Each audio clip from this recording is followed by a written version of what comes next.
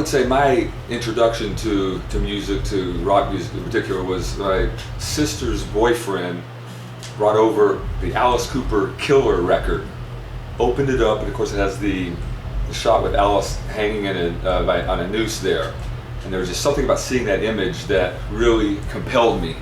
I knew that somehow I needed to be involved with this scene on some level, but I didn't really play an instrument at that point.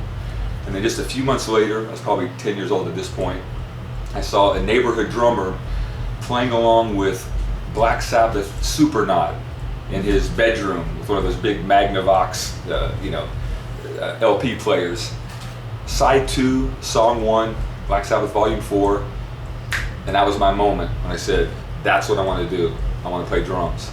And as it turned out, my father had been a drummer as a hobbyist, so he had an old set of Ludwigs up in the attic, pulled those bad boys down, drum lessons, school band a year or two later, and then it was off and running from there, So my initial band was a guitar player buddy of mine. I think it was just two of us, and I think our bass player was also a guitar player, just played the low E string as bass, and that was our first, kind of bang around in the bedroom type of experience there.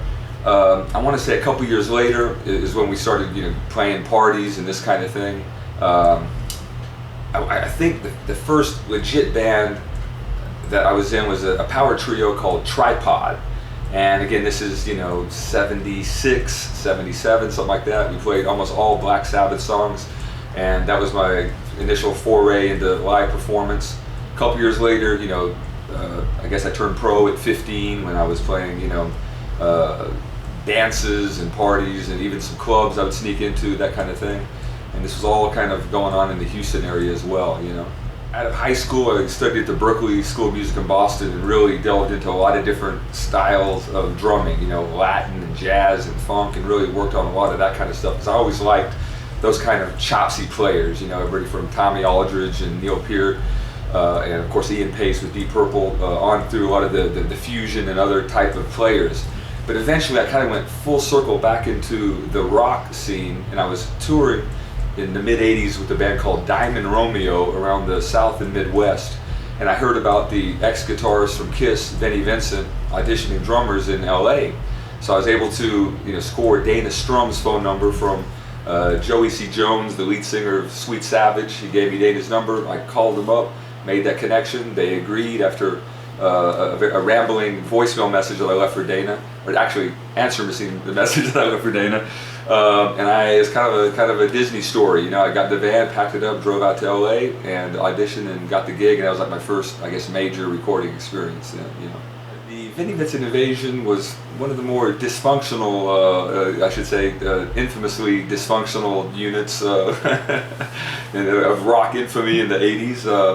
But it was quite an experience, Vinnie, I always got along with Vinnie. I think he's a killer guitarist, a great songwriter. There's a lot of hype around the band when the first record came out. So we toured with Alice Cooper and then Iron Maiden for the first record, headlined on our second record. And there's a lot of stories about how rough it was to record drums on that first VVI record, which were all true. And it was, again, dysfunction is probably the best word, or dysfunctional is probably the best word to describe it. However, I wouldn't trade it, because for that to be like my first major, foray into professional recording and touring and all that, everything since then has been comparatively easy. So I'm kind of glad I went through the boot camp of the Vinnie Vincent Invasion to kind of prep me for everything I would do over the next 30 years. When the Vinnie Vincent Invasion broke up, we kind of split, and Mark and Dana went and started the Slaughter. Mark got his option picked up from Chrysalis. I was supposed to go do that, but I think I was a little wounded from all of the mental shenanigans that went on, so I just kind of did my own thing and wound up with the Nelson Brothers. So I was in Nelson for a few years, and we had a nice run there. When that whole scene kind of fizzled out in the early '90s, I would kind of return back to my drummer kind of roots. Got into the drum clinic circuit, did a lot of touring throughout the '90s as like a solo drumming guy. Hooked up with Gary Hoey around 2000, was with him for 5 years, and somewhere along the way managed to reconnect with Mark and Dana in Slaughter around '03, '04, something like that, which was a very different experience, a really good experience. and just been playing pretty solid ever since.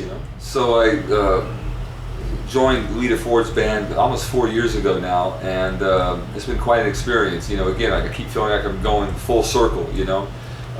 This is a killer band. Lita Ford is iconic, fun to work with. And now we're as we're going out and playing, especially on a lot of these package shows with other bands from the area and all that, we're playing a lot of the same venues that we did even back in the day, kind of like, for not only some of the old fans, but also a new generation of fans as well.